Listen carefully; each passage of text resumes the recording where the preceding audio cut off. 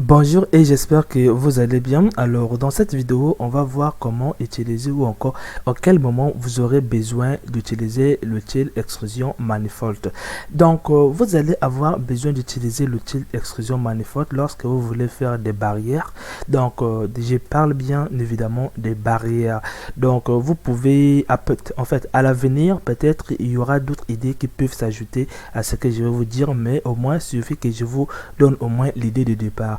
Donc juste pour information, dans les prochaines vidéos on verra maintenant comment bien gérer la lumière sur Eevee. Donc ça sera l'objectif des prochaines vidéos, ça sera fait en 7 vidéos comme ça. Donc pour cela là on a simplement un rendu très simple avec Eevee. Et si par exemple nous activons par exemple le ciel, et là nous allons avoir quelque chose qui ressemble à comme ça. Donc ça ce sera l'objet des prochaines vidéos. Donc pour cela on va créer un projet. Alors une fois que nous sommes ici, ce que nous allons faire, nous allons simplement créer un plan. Donc vous pouvez venir l'ajouter ici pour les gens qui ne savent rien, et vous allez faire, donc je vais vous montrer simplement les raccourcis ici. Alors une fois que nous sommes ici, ce que nous allons maintenant simplement faire, nous allons prendre notre objet, mettre de côté et le réduire simplement comme ça.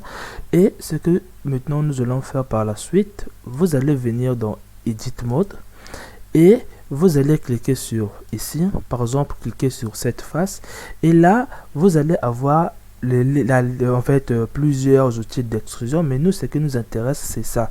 Donc ça va vous permettre, comme je venais de le dire au début, de faire des barrières. Imaginez que je vais créer une barrière ici. Si par exemple vous essayez de le créer, si par exemple je viens ici, si je fais extrusion et que je lâche, quand je mets ici, vous remarquez qu'on a un défaut. Il va falloir que je le tourne encore.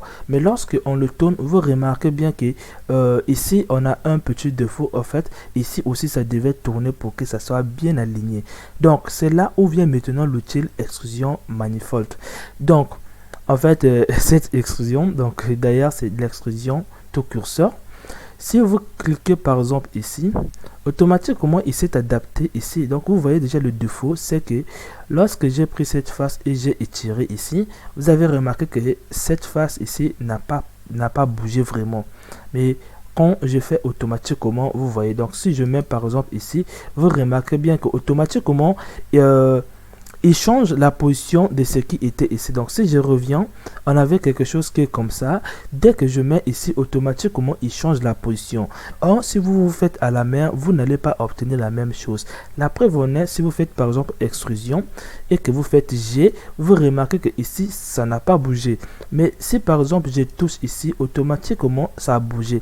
Donc si par exemple je vais créer une barrière ici, du coup je vais simplement arriver à faire tourner jusqu'à ce que je vais arriver à le faire.